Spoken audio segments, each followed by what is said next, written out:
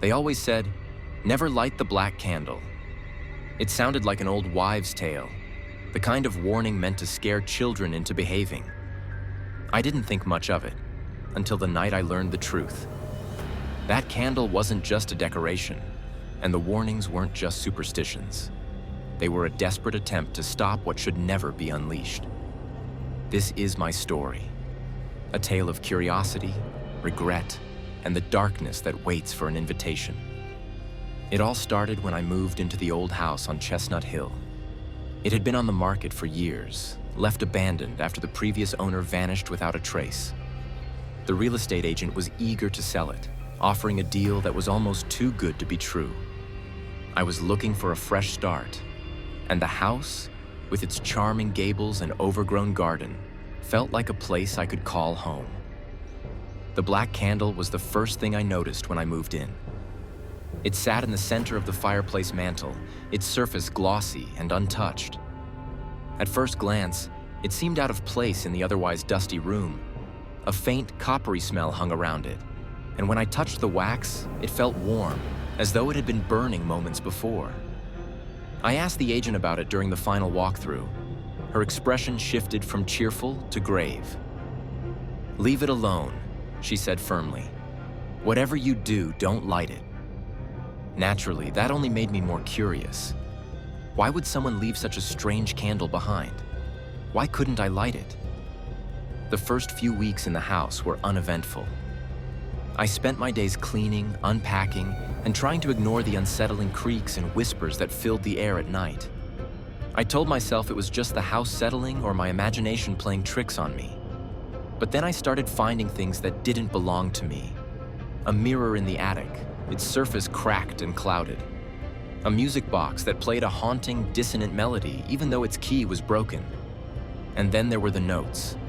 Fragments of handwritten warnings tucked in the most unexpected places. Do not light the candle.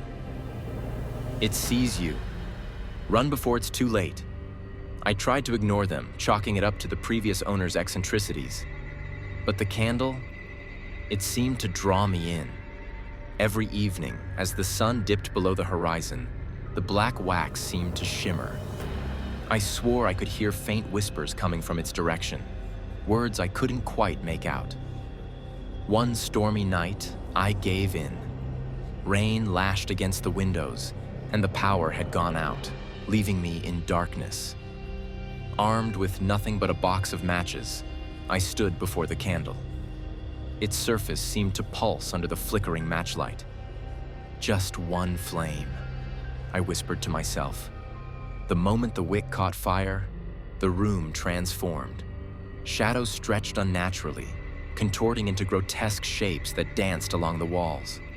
The air grew thick, suffocating, and the whispers became deafening. No longer faint, but clear and menacing. You shouldn't have done that. I spun around, heart pounding, but the room was empty. Then I noticed the fire. The candle's flame wasn't a warm orange glow. It was a deep, swirling black, like a hole in reality itself. And that's when I saw it. A figure emerged from the shadows. A tall, gaunt silhouette with hollow eyes and a smile that stretched too wide. Its presence was suffocating, its movements slow and deliberate. You called me. Its voice was a low rasp, each word dripping with malice. I stumbled back, knocking over a chair in my panic. "I didn't mean to," I stammered. The figure laughed, a hollow sound that echoed unnaturally. Ignorance doesn't excuse the invitation. Suddenly the room began to shift. The walls pulsed as if alive, and objects floated eerily around me.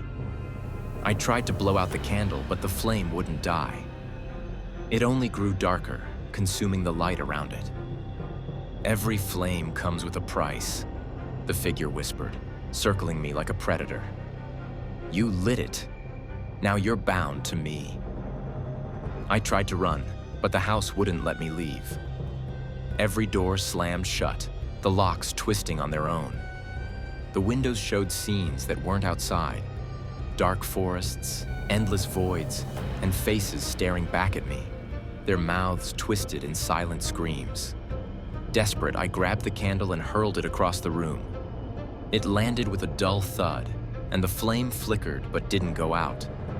Instead, the figure grew angrier. "You cannot escape me," it hissed, its form twisting into something even more grotesque. Elongated limbs, jagged claws, and a face that defied description.